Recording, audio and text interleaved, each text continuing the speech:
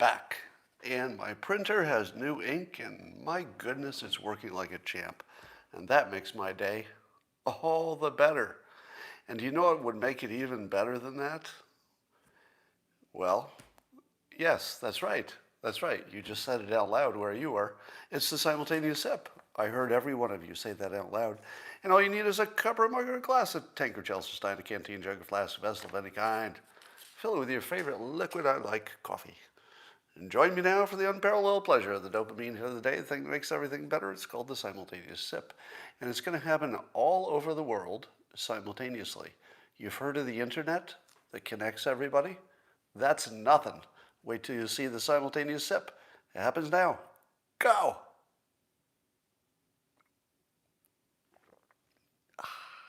Yeah. Perfect. Just perfect. Wow.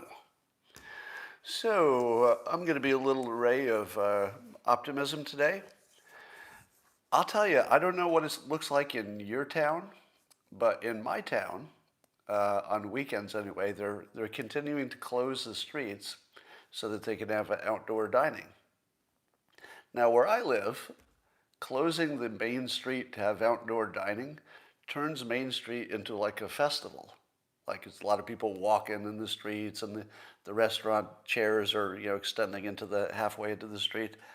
And I've never seen more people in my town going out to eat than I saw this weekend. Not one time, not ever, have I seen as many people out and about in public, mostly going out to eat. And I'll tell you, if this is any indication of what other things are doing, somebody says, just like Toronto, same in my town. I'm going to read some of your comments. Yes, staffing issues. Yes, the service was terrible. Every restaurant you go to, they're apologizing because they can't get staff to work. They can't get anybody to come in. Yeah, so it's a big problem, but they don't have a problem with customers. The customers are definitely coming out.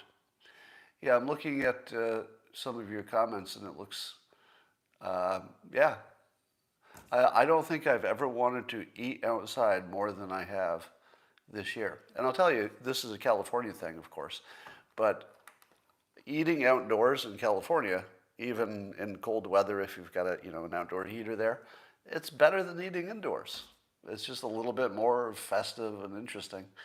And so the weird thing about the pandemic is it looks like it may have forever improved the restaurant situation where I live.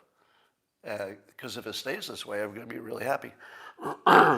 Rasmussen reports, and this might not surprise you, that there are no groups, no liberals, no independents, no conservatives, who believe that social media can edit out bad content in an unbiased way. So the liberals don't think they can do it. The conservatives don't think they can do it. Basically, nobody thinks that the platforms could be unbiased. So you would think that that would be enough to get some kind of legislation or I don't know, monopoly control or something on there. But the trouble is, if you were to pass a law that you could sue the social media companies for content, they would pretty much have to kick people like me off. Am I wrong about that? Imagine, if you would, the social media companies could be sued for letting content on there that's a little too dangerous. Doesn't that mean they have to be more aggressive about who they get rid of? So somebody says they already are, but wouldn't they have to be more aggressive about that to reduce any chance of getting sued? I think so. Let's take an example. I don't believe Tucker Carlson has ever been booted off of social media. Fact check me on that, but I think he's still on there. Do you think if the platforms had to defend against anybody claiming that they had misled them and therefore somebody got hurt, don't you think that they would have to ban Tucker Carlson on day one? Right? I think on day one. Because the news, at least let's say the left-leaning news, is reporting that Tucker is saying things about vaccinations, which the people on the left think is inappropriate.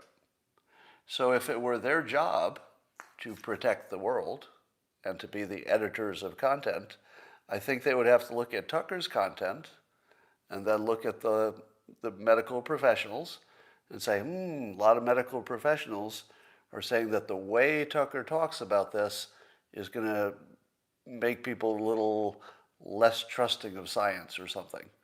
All right? I can't really make the argument, but you can imagine it could be made. I feel like this is one of those cases where you should be careful what you wish for, because if these social media platforms have to edit your content, they will. They will. You're just not going to like it at all. So I don't know what the right answer is, but nobody's came up with a good answer yet. Competition doesn't seem like it's going to work, right? I don't see competition working because they have too much of a head start. So if anybody comes up with a workable idea, I'd love to see it, but we don't have one right now. I said on social media yesterday that if anyone was willing to buy the rights to Dilbert after my retirement, which is not any specific date yet, that they should talk to me soon, because I'm in the process of planning how to transition from active Dilbert cartoonist to no longer Dilbert cartoonist. I would still do this, by the way. The stuff that I'm doing on live stream, I wouldn't have any reason to retire from this because I like it. But the Dilbert stuff has weird deadlines and it's real work. So if I could sell those rights to somebody who thought it would become a classic or someday would turn into Dilbert diners and Dilbert movies, it could be a good time to get it. If there's some crypto billionaire out there who wants it. So come, you know how to find me. All right. I saw some photos of Trump. I guess he's going to be moving north to his Bedminster site for the summer. And maybe it was just the way the photos were taken, but he looked about 40 pounds thinner. Does anybody see that? I tweeted it around, and I'm wondering if it's just the photography, but I don't really know how you could photograph somebody to look that much thinner. At least in two of the photos, he looked like, I would guess, at least 40 pounds. So I wonder if he's doing that intentionally. Yeah, I wonder if he's trimming down to get into fighting weight. Exactly. Oh, interesting. Oh, somebody says he's not wearing a bulletproof vest. Oh, that's not a bad, that theory's not bad if he always had a bulletproof vest on when we saw him before. Maybe. Could be part of it. Dr. Nicole Saphier has an article on Fox News site today about why waiving patent rights for the vaccines might be a big mistake.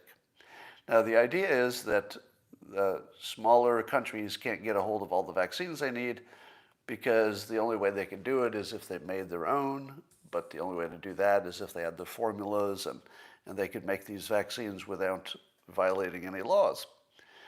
So the Biden administration is looking at waiving those patent rights for those smaller countries. As Dr. Saphier argues, the only reason that there are any vaccines is because of intellectual property protection. If you took away intellectual property protection in general, nobody would make anything, right? So it's another situation in which it seems that Democrats continually ignore human motivation. Now, I'm going to give you more and more examples of this as time goes by. So I started out saying this is the main difference between the left and the right. You think it's some kind of philosophical preference thing, but it's not. There's just a variable that one side ignores, and it happens to be the biggest one. The biggest variable is human motivation, always. It's the one thing that will determine how anything goes. And the left doesn't have just a different opinion of it. They act like it doesn't exist. If you act like it doesn't exist and it's the biggest variable, you're just comical. You're not a serious person if you ignore human motivation. Now, that said, I think the general case that IP, intellectual property protection, is necessary is strong. But what about a pandemic? What about a pandemic? Because this is the one situation in which everybody's better off if everybody gets vaccinated, or enough of everybody. At least we think. That's the current thinking, right? So I would say that while it's true, I agree with Dr. Sapphire's argument, there may be a pandemic exception. Because there's nothing like a situation where you need to get herd immunity, and the only way you can do it is to get these vaccinations out there, et cetera. So I feel like there's some way to slice this thing so everybody wins. It wouldn't be hard for the pharma manufacturers of the vaccines to make billions and billions just doing what they're doing. At the same time, maybe there's some way to make more available for the countries that need it. I feel like we can, I think we could finesse this one. I don't think it should be a question of getting rid of rights or not. Speaking of drugs, do you remember back when hydroxychloroquine was in the headlines, and there was study after study that said it did not work, and I and other people were saying, but why are you studying the wrong thing? Because with hydroxychloroquine, they kept studying, for example, hospitalized people who were already in bad shape. To which I would say, that won't tell you anything, since the whole point of it is to get it early, and we don't think it necessarily even works if you get it too late. So why are you testing the only thing that doesn't matter? It's almost like you want it not to work. Well, now we have the same situation, and by the way, I don't have an opinion on hydroxychloroquine. I'm just telling that story as a setup to this story. So now we have this ivermectin, another therapeutic. Some people say it works. I don't believe anything in science anymore, so I don't know if it works or not. If you send me 10 articles that say, here are all these trials that say it works, I will give them zero credibility. Zero. How much should you trust a study or an article about a therapeutic or something? Really just science. How much should you trust it in general? None. You shouldn't trust it at all. Zero credibility for scientific articles. Because the person who wrote the article is not the scientist, and you don't have the ability to judge whether it's right. So while some of the articles and studies will be correct, you can't tell. You don't have any tools to know if these studies are accurate or not. None. Now, time will help, but you don't have time. We're in the pandemic now, right? If you tell me in 20 years, will we know? Yeah, probably. But we don't have any tools to know now. Because science is so corrupted that you really shouldn't trust it completely. So with ivermectin, I was just reading an article that looks like the same game plan has been run again, which is it might be that the vaccination companies, the manufacturers, are funding trials, allegedly, which are designed to fail. Because if you thought you could get away with just this ivermectin, maybe you wouldn't get vaccinations.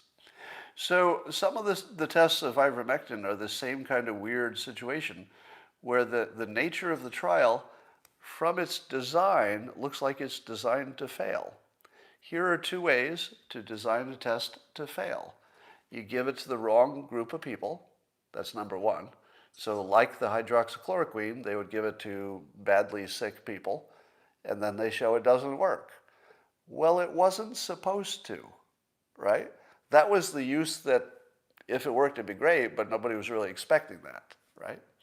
So first you test the wrong group, and then the other thing you can test is a different kind of wrong group that's too small. So the next thing you do is a small group of healthy people who are young. And then all of the healthy people who are young don't die. But maybe one does, because it's a group that's extra healthy. And then you say, well, we concluded nothing because there weren't enough people, and not enough people died in either the test group or the control group, because it was a small group and they're healthy people. So of course they didn't go to the hospital. So basically you do the whole study and you conclude we see no difference between the control group and the ivermectin. because there weren't enough people. You could never rise to the level of statistical usefulness. It was designed so it couldn't possibly give you an answer. Now, the ivermectin, here's the claim, is that the two kinds of trials are those kinds. The two that any reasonable person, just you and I, would know are not going to give you anything useful.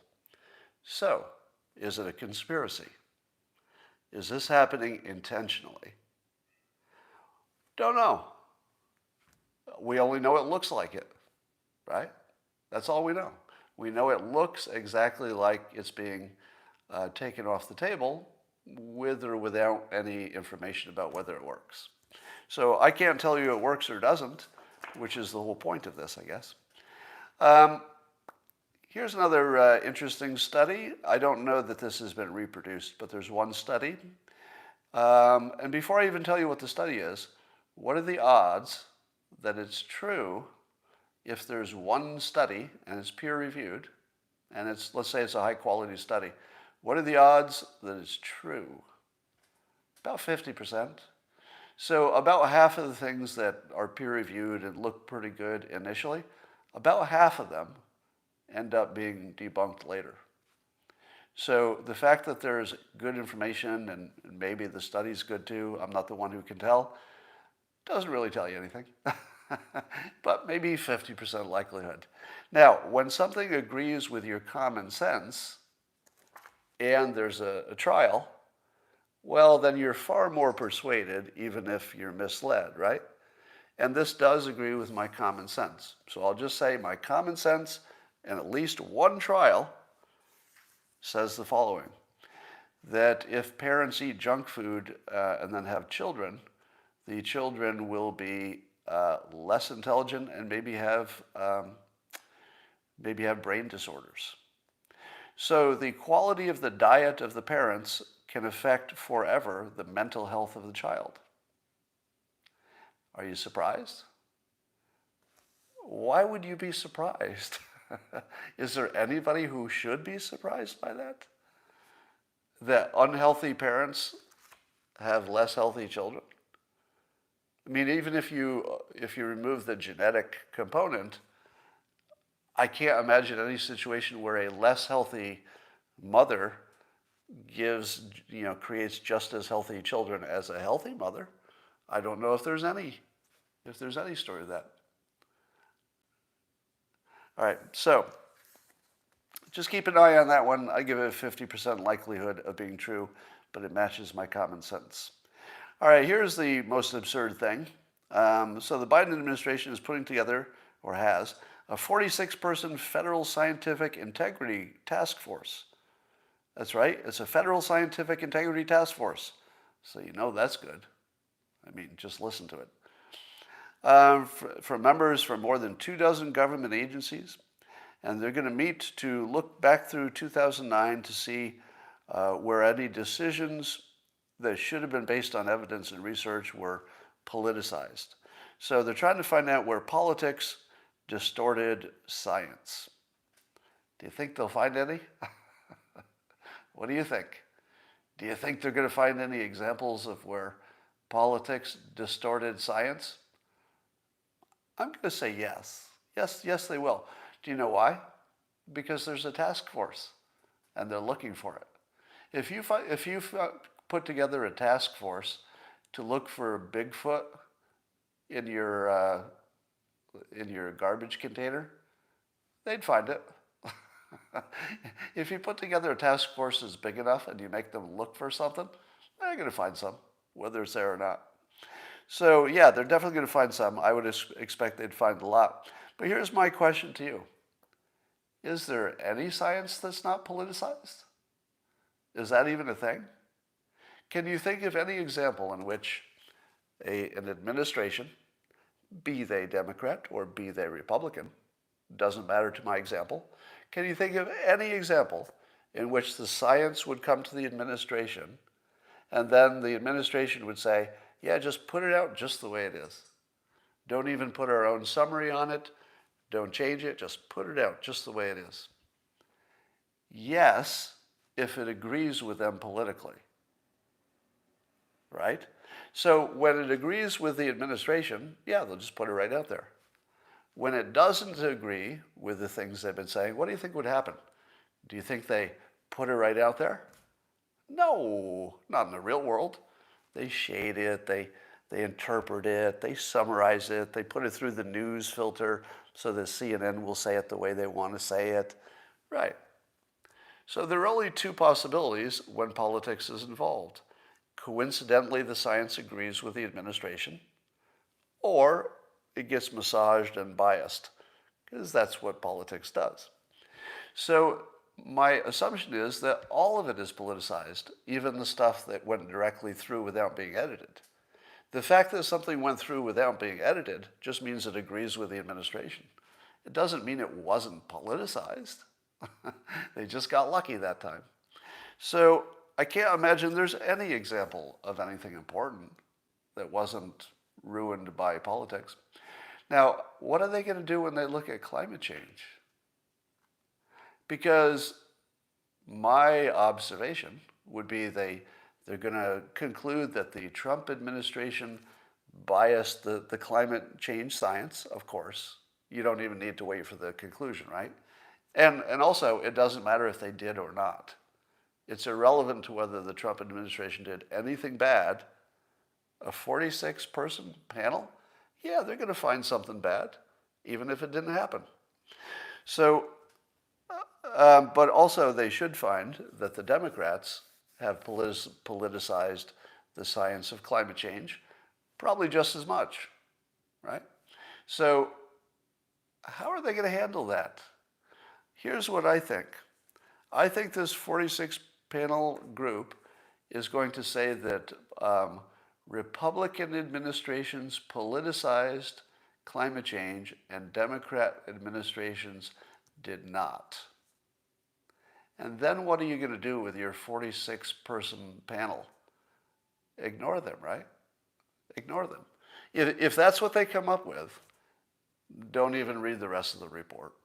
Don't even read the rest of the report. But in the unlikely event, and this is possible, I just think it's less likely, but in the unlikely event,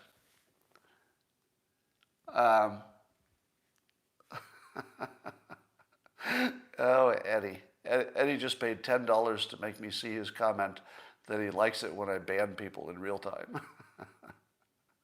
Well, Eddie, I'll do that for you if I can, if somebody crosses the line. Well, anyway, if in the unlikely event that the Biden administration says that climate science was politicized by both Democrat people and Republicans, but different ways, I'm going to say to myself, whoa, let's see what else they say. Because at that point, they have me, right? You had me at hello. If you tell me climate science was politicized by both the left and the right in different administrations, I'm all in. You can win me over with that argument. And then I'll look at the other stuff. But if you start with the Republicans politicized climate change and the Democrats did not, I'm out. I'm out.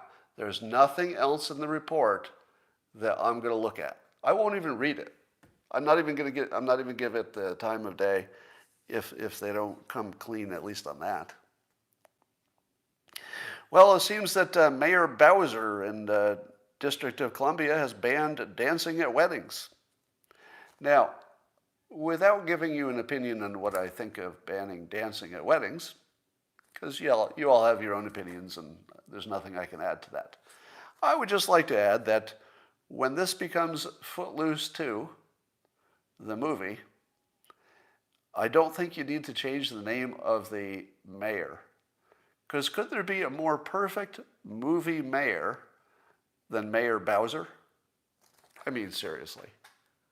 Mayor Bowser, that has to be the mayor who bans dancing when the Footloose 2 movie, or is it 3, movie comes out. It's just got to be.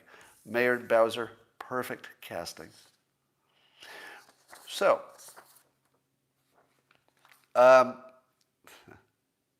I would like to suggest that if we could ever have a day when the pandemic is over, and I don't know if that's possible because all the states are doing things at their own rates based on infections, But I feel as if this pandemic needs an end date. Don't you? Even though maybe it never really ends because there'll be, trickling of viruses forever. But don't you feel we need a national celebration? Like really, really badly? But to do that, you're going to need a day. And I don't know how you declare it's over at any day. But I feel like dancing is the requirement. It would be like a national day of hugging and dancing. Oh, maybe that's the name of it. A national day of hugging and dancing. And you just go outside, maybe it's just the vaccinated people, maybe it's the people who have immunity or whatever, but you just hug and dance your ass off all night long. And we just need to get this get it out of our systems, don't we? Andrew just paid a $14.99 protection payment, so he's not the guy who gets randomly banned today. Well, that worked. Will I take payoff? Sure. I can be bought. He just bought me for $14.99, which is weirdly exactly my price. If you had paid more than that, you would have overpaid because you got it for $14.99. I warned you last year, and I'll say this maybe once a month until you're tired of hearing it, because I don't know how many times you can say this without people being able to hear it. 8,000 people a year die in this country just normally.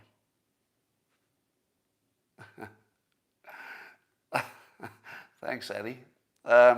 So if you have 8,000 people a day dying, and those are mostly the sickly and old people, right? Because that's who dies. And the sickly and old are also being massively vaccinated, coincidentally at the same time. Wouldn't you expect a whole lot of people to die right after getting a vaccination? Yes. There's 100% chance that just from statistical reasons alone, a whole bunch of people will die relatively soon after getting a vaccination. It's guaranteed. The odds require that. They can't not happen. So when you hear that people, and all these anecdotal reports of people dying after getting the vaccination, maybe some of them are actual complications, because we know that happens. But if you're being fooled by the quantity of them, just remember that the quantity has to be big. Okay, Justin Shaw, you're safe for today. Apparently $14.99 is my price where I'll save all of you. Yeah, I don't think I'm not sure you're spending good money. I don't know why anybody's paying money for this. Alex, I'll charge $9.99 for banning protection. All right, good luck for that. All right, Peter Navarro was on Bannon's War Room, and he said something provocative. He said that Dr. Fauci is the father of the virus, and that there's a 99.999% chance that the virus came out of the Wuhan lab. Now, what does it mean when Peter Navarro says Dr. Fauci is the father of the virus? Well, it can mean anything you want it to mean, right? Which is why it's hard to say it's true or false, because it just depends how you define it. Now, my understanding is that Fauci had something to do with funding of some things that were, gain of function related in the lab. Do I have that right? Do a fact check on me. Are those facts right? That Fauci had something to do with funding at the Wuhan lab, which knowingly was doing gain of function stuff. Is that true? Yeah. As Derna says, if you don't pay somebody to find something, you won't find it. But if you do pay them to find it, they'll find it whether it's there or not. Thanks, Hosea. Is that how you say your name? Hosea?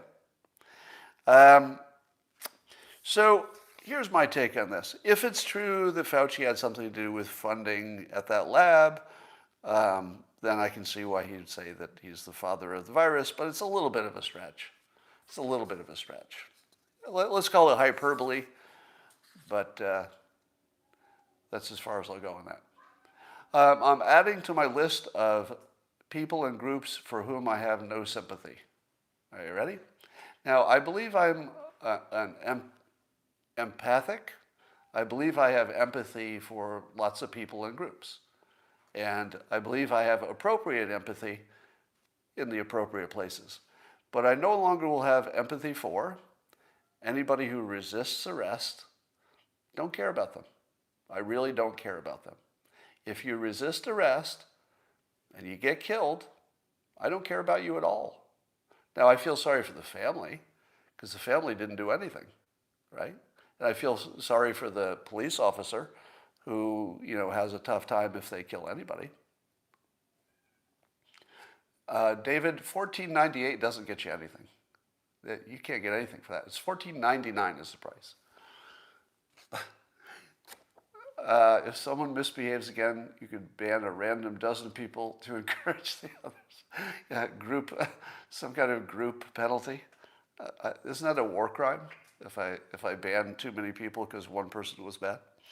All right.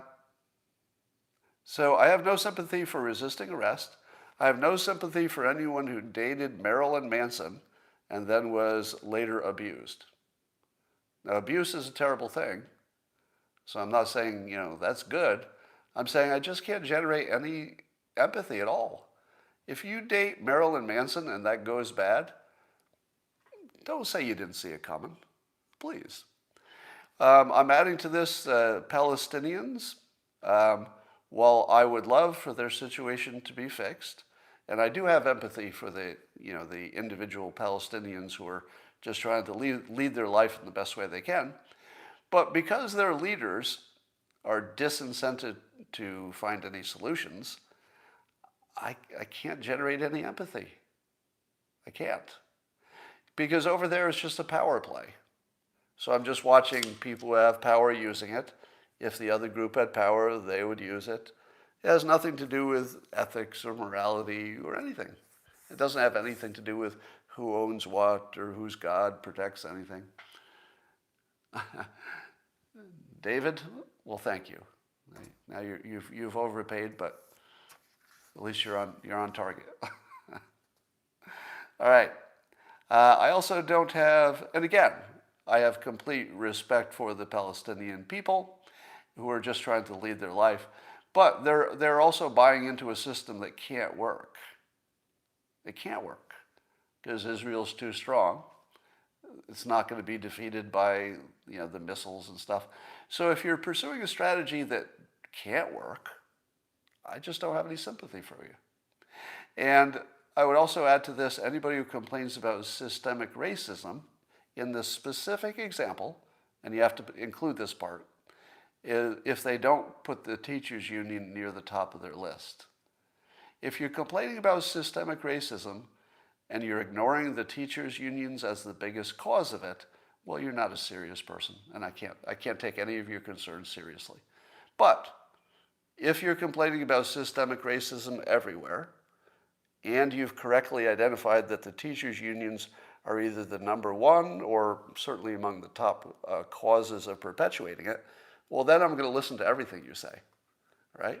If you get the one thing right, the top priority, I'll listen to all the rest of your arguments, because at least you started smart.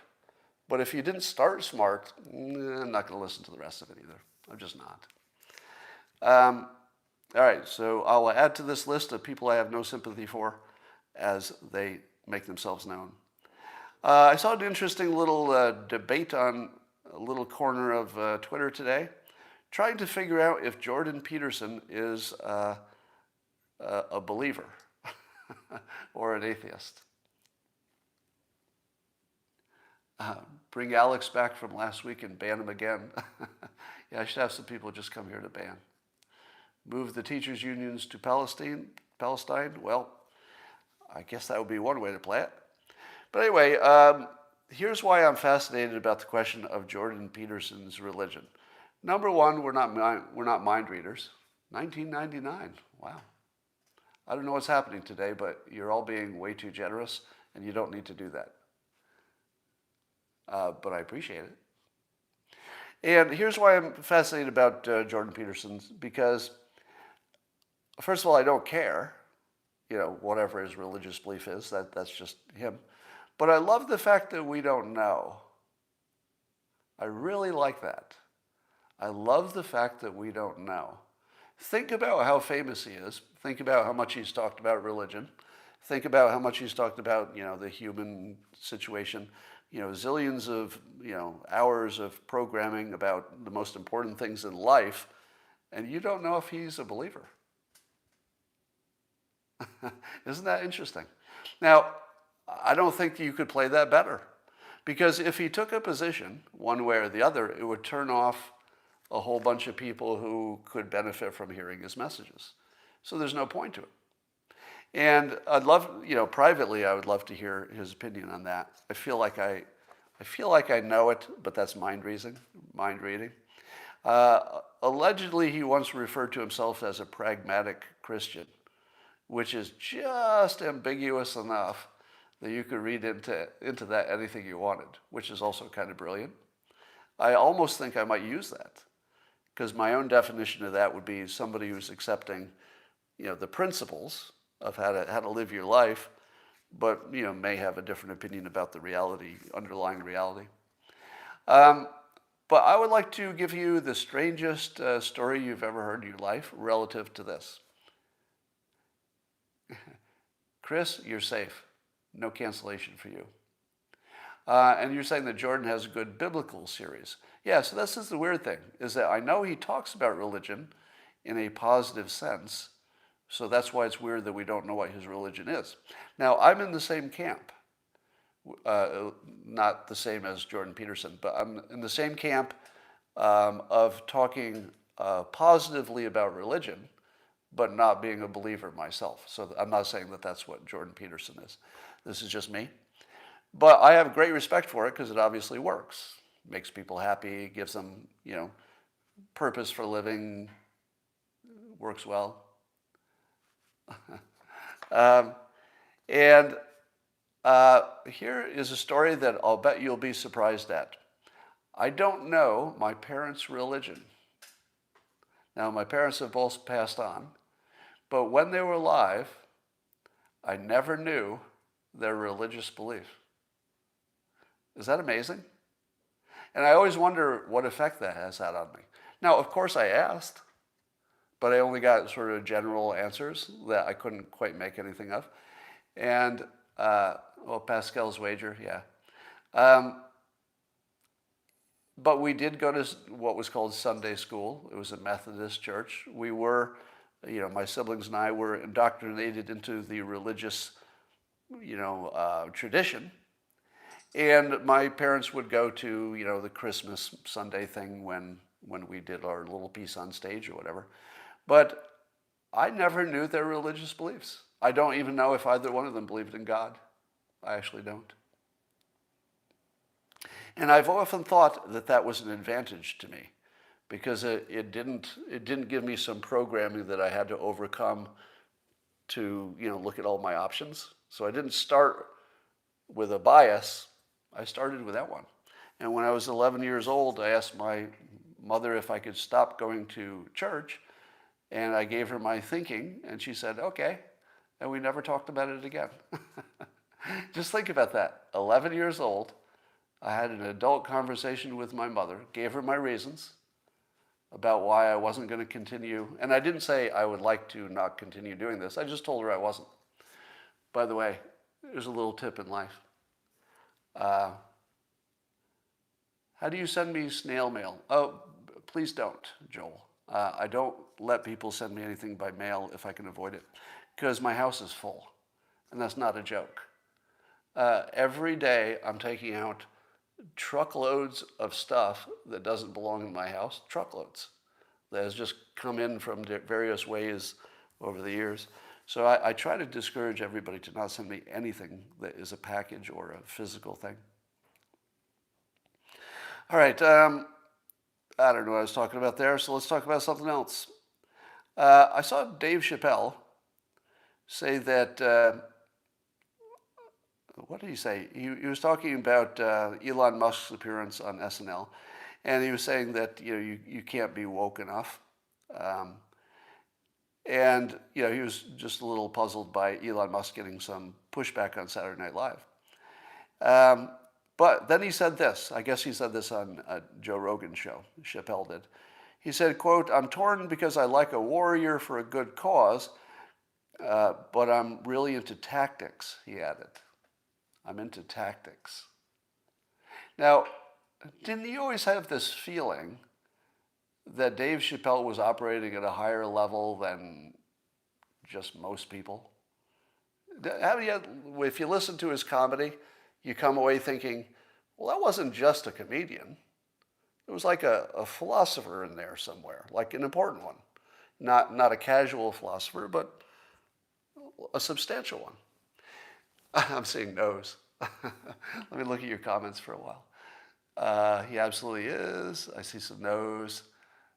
Too much Coke, somebody says. Yes and no, not really. So people are all over the board on him. All right? But here's what I'd like to add. I've always said that the moment the Black American community turns from victimhood to strategy, they're just going to rule everything. All right? The black American public is spring-loaded for some gains that are enormous. Like, I feel as if that community is going to go on a run for the next, 20 or 30 years, in which it's just going to be breathtaking. And I think that change is when the Chappelle, let's call him a reluctant leader, because I don't feel like he's going out of his way to be a leader.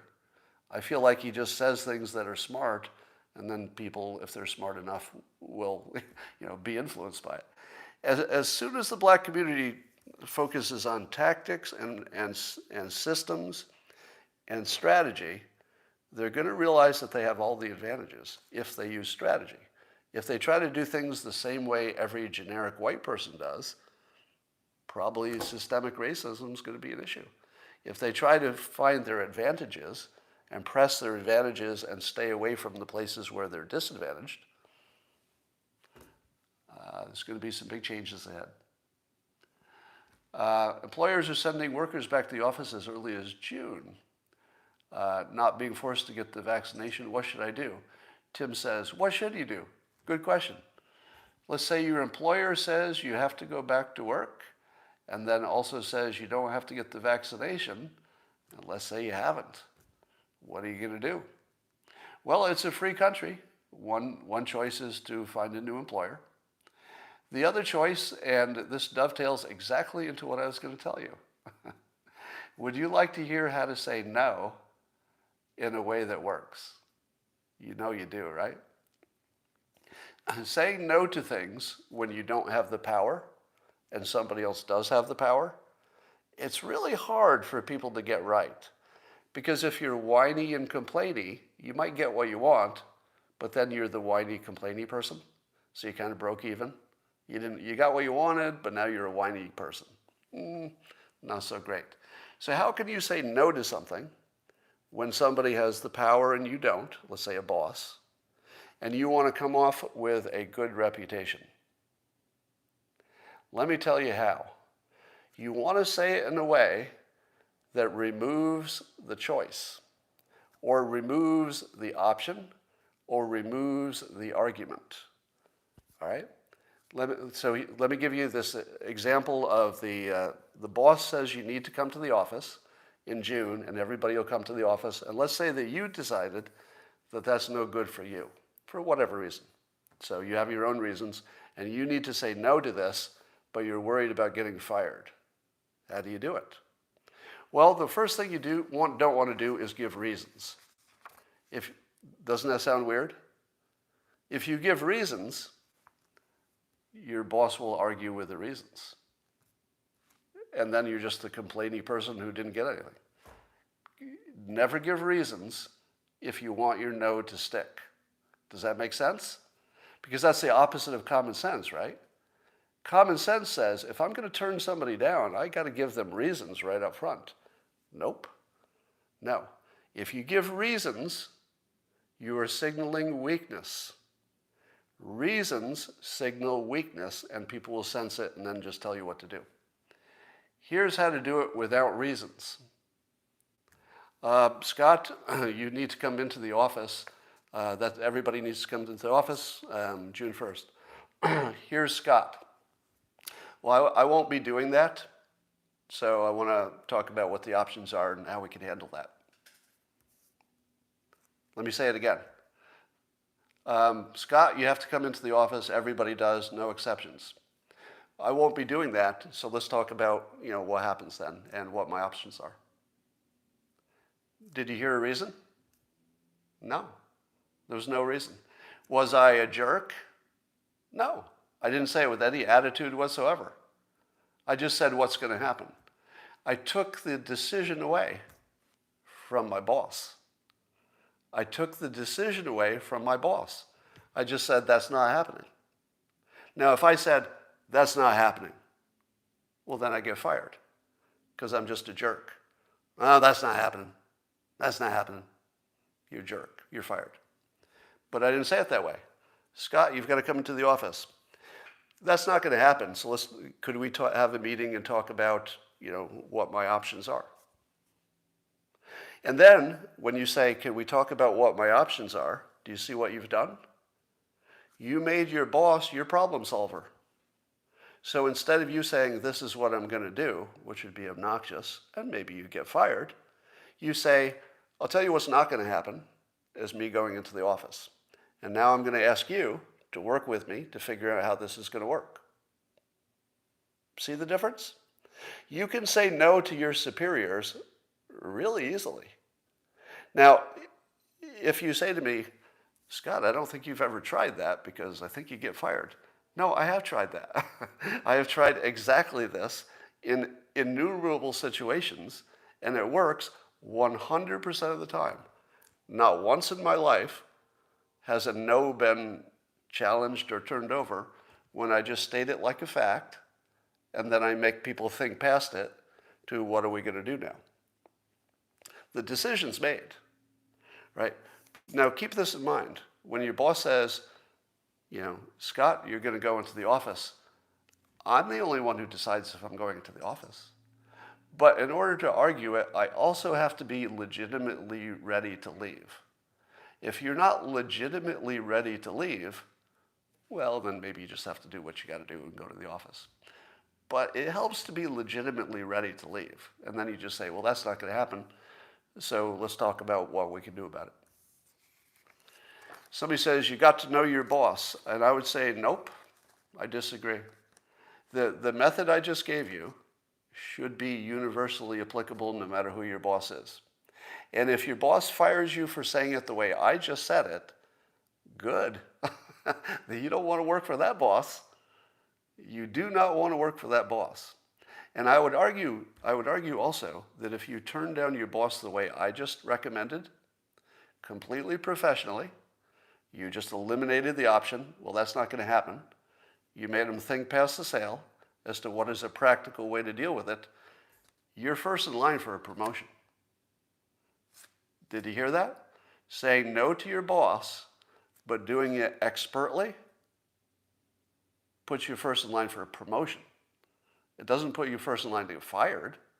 If you can say no better than anybody else can say no around you, you'll be the boss. Nathan says, Cialdini says to give people reasons to persuade them. In the past, you have agreed with this. Reasons to persuade them. I'm not sure I quite understand the question. You may be thinking about pacing and leading, where you're agreeing with people until you lead them to a new opinion. Maybe not. Ideally, you should have reasons, but in a situation where your no is firm, you don't need them. And when people try to bring me reasons, I'll say, look, I've already made my decision. Now we're talking about your decision.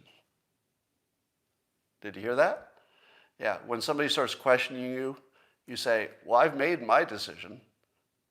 All that's left is for you to make your decision. It's very professional. It's not obnoxious.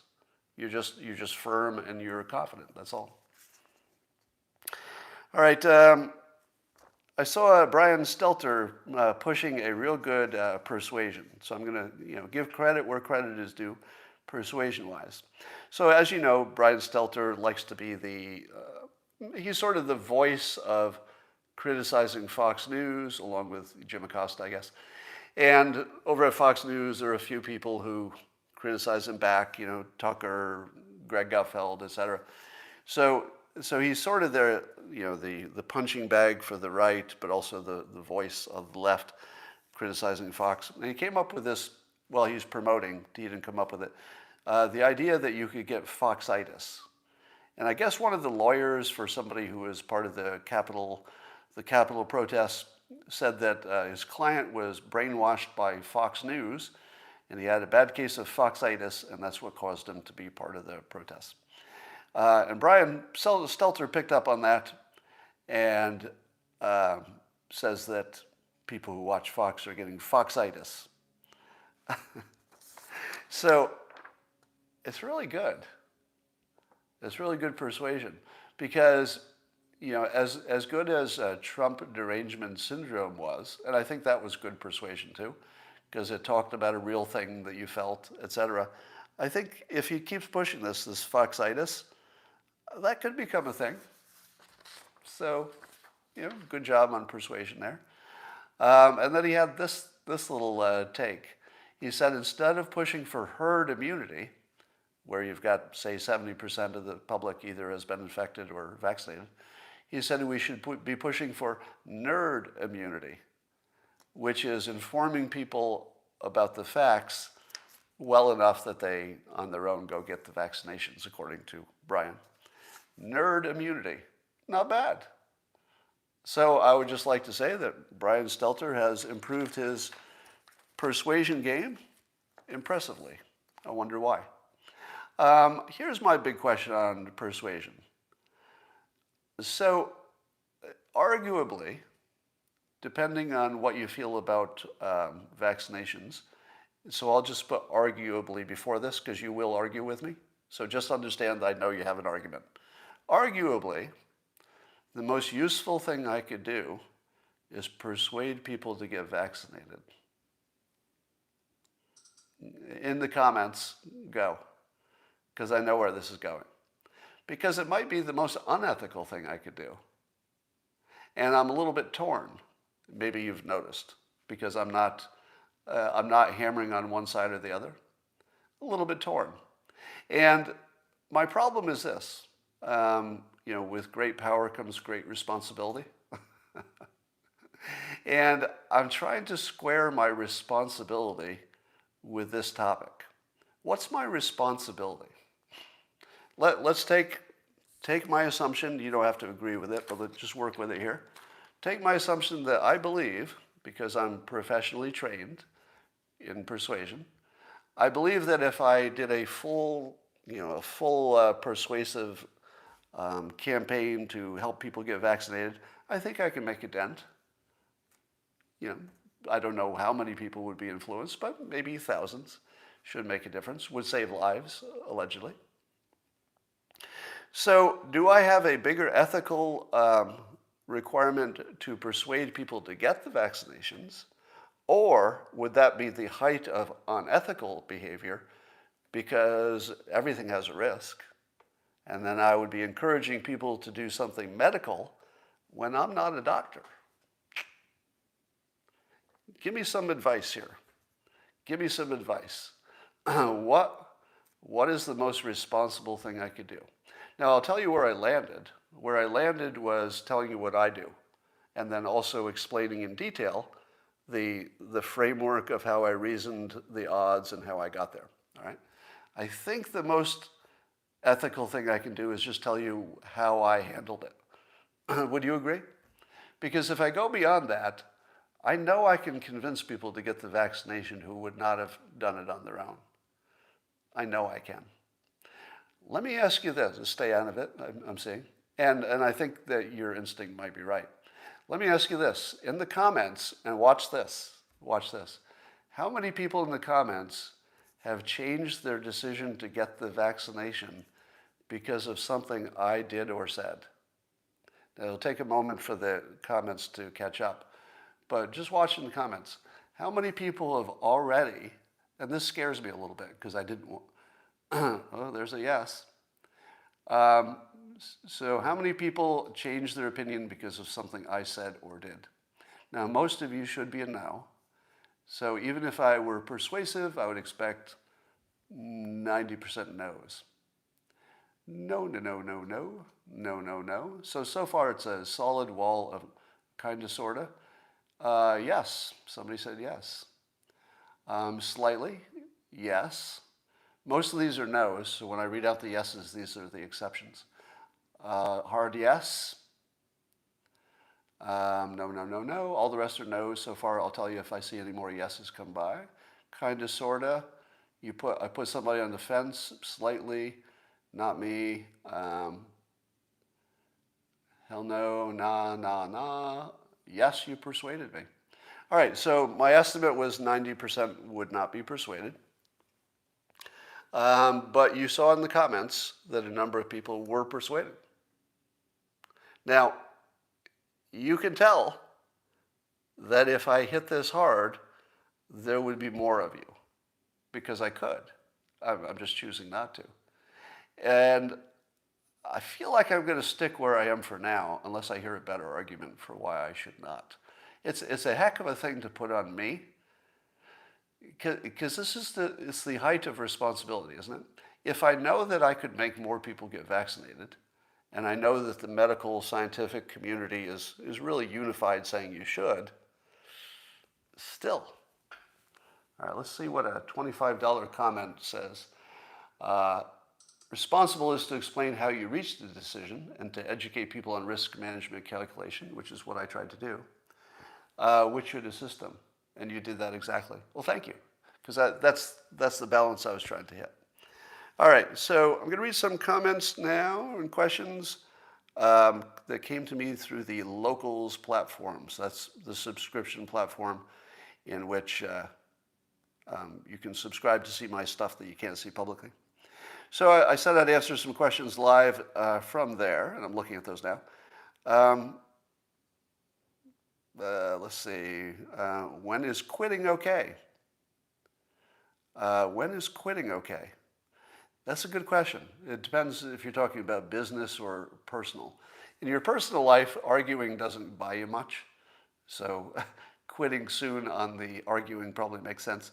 In a business sense, if you're trying to start a business or whatever, I would look for whether people are responding physically to the thing you're doing or making. So I've used this standard before. If people look at, let's say, your prototype or whatever, and they say, oh, I want to take this and modify it, and I need 3 of these to give to my friends and stuff. If they're physically doing stuff with your product and modifying it, and they're putting it together in novel ways and stuff, you probably have something. But if they're just talking about it and saying, oh, that's good, you probably have nothing. So I would look for the physical activity to tell you have something. In the Dilbert case, people were taking my comics and making their own books out of them.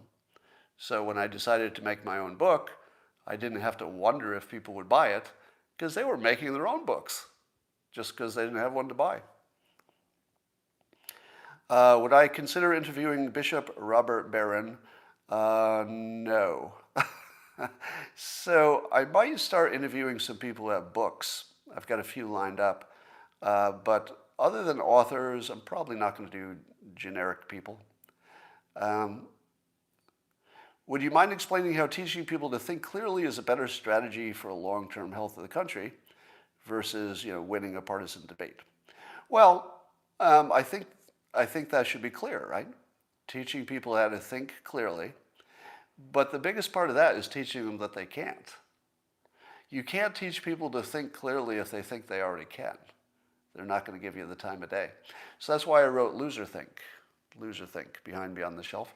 So Loser Think is that book, to try to teach people what they're doing wrong and at the same time teach them how to do it right. So other than writing books and talking about it all the time and trying to get it into the school curriculum, I don't know what you could do. Nicholas says, is Cernovich going to make a decision soon on whether or not to run for governor? Well, I think everybody has to decide soon, ish. But he might wait around and see if his poll numbers go up by themselves. That might be a good play, because you don't want to go all in on something if you're polling at 3%.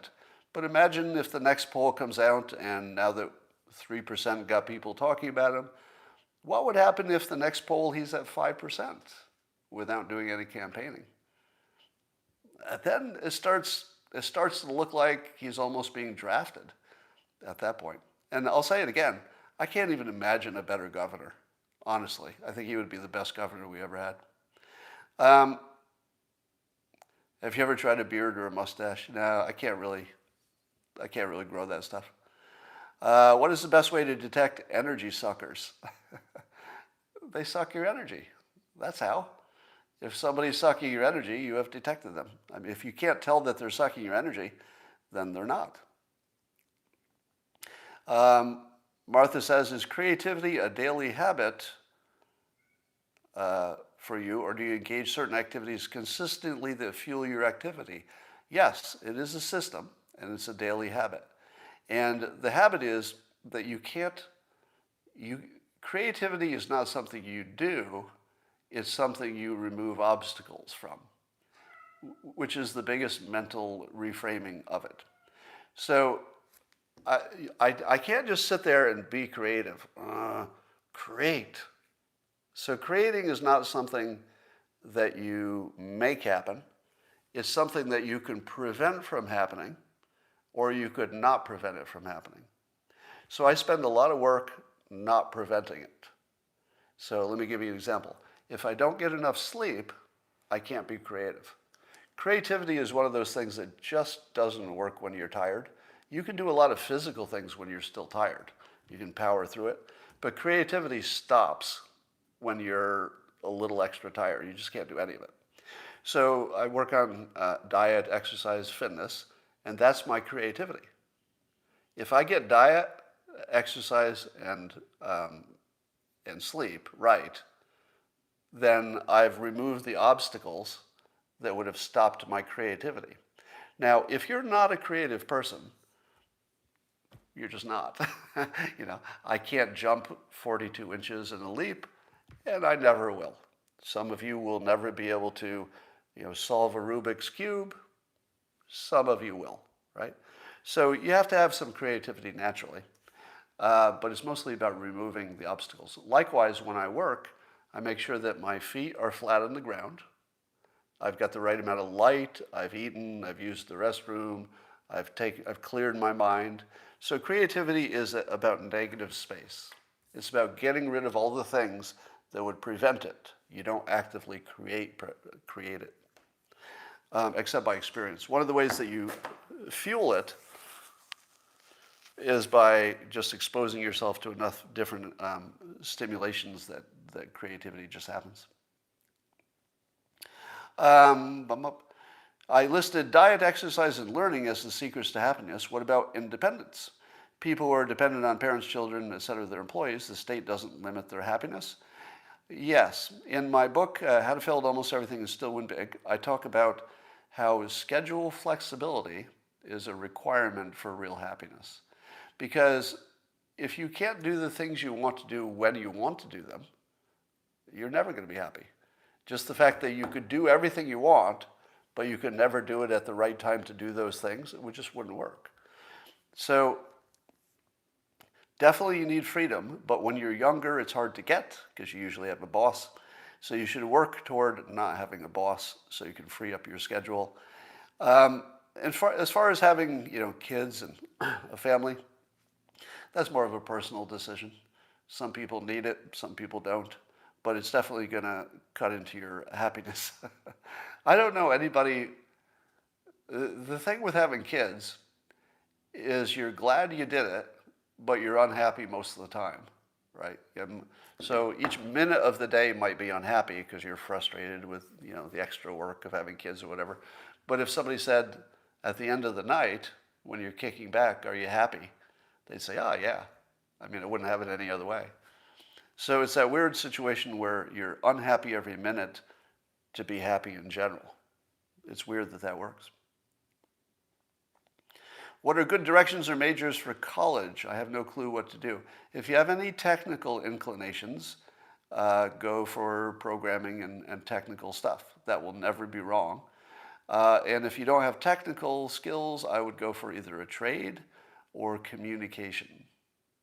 Something in communication. If you don't have a specific career goal in mind that you can aim at, it's either communication and writing and that stuff or technology, whichever one you have an aptitude for. Have I read the Ferengi Rules of Acquisition? Matt, nobody has ever asked me that before. I have not. How do I feel about people clipping my show and posting snippets? Mixed feeling about that. It depends who's doing it. Because lots of times a clip will be a rupar, meaning that if you take it out of context, it could be misleading. But on the other hand, if people were not clipping my show, I wouldn't have anything worth doing. Remember I told you that if people are not doing something physical with your product, you don't have a product. And in this case, people do take my show, they take their own effort to figure out how to make a clip of it, and then they repost it. That's everything you want. If somebody is modifying your product and redistributing it, in this case, it's more promotional than stealing, that's good. That's everything you want. If we want to get Scott back to the hour-long show, we just need to super chat $200. Well, I don't know how affected I am by the super chat funding, but I probably am, actually, because I'm like a dog who gets treats. It doesn't matter how big the treat is. Here's a little trick I learned in dog training school. It's one of the most useful things you'll ever hear in your life. That dogs can't do fractions. And you're saying to yourself, what? How is that relevant? Well, here's how it's relevant. If you're training a dog, you have to give the dog a treat, or otherwise it's really hard to train them. But the dog can't tell the difference between a big treat and a tiny one, like just a crumb. Your dog will work just as hard for the crumb as for a big treat. So the dog can't do fractions. So you gave it 10% of the treat and it's like, yay, yay. Or if you give it 100%, it's still yay, yay. No difference. And this is why I feel myself actually being influenced by the super chat gifts, even though they're not going to change my lifestyle. But I'm just like the dog who can't do fractions. I swear to God, every time I see one come through, it makes me happy. Even though, like the dog, I should know the difference between fractions, but I don't. Salivate now. Damn it, that's working. I'm salivating. All right. See if I got somebody. Steve says, are you thinking about retiring? Yes. I've always been thinking about it forever. But cartooning I don't want to do forever, but I only want to get out of it if getting out is better than staying in. Right now I don't have a plan that would look like that. Because I don't want Dilbert to die after I leave, but I don't want it to go forward incompetently, and I don't know how to solve that right now. But I won't be retiring from doing this. In fact, if I retired from comics, it would be so I could do this better, basically. So I enjoy this more, and it requires less of anything that I consider work. It's still work, but I enjoy it, so it doesn't feel like it. Somebody says, I have great ideas, but I can't draw. That wouldn't stop you. If you have great ideas that you can write and make them funny, thank you, John, do it. You would be amazed how low the quality of the artwork can be and still be commercially successful, so long as the writing is good. If you get the writing good, the cartooning's easy. What if Marilyn Manson is a master persuader? Well, I suppose it must be persuasive in some way. I think you could be sure of that. Dilbert reminds you of a 12-ounce mouse. Okay, I think that's the last question for today. And I will talk to you tomorrow.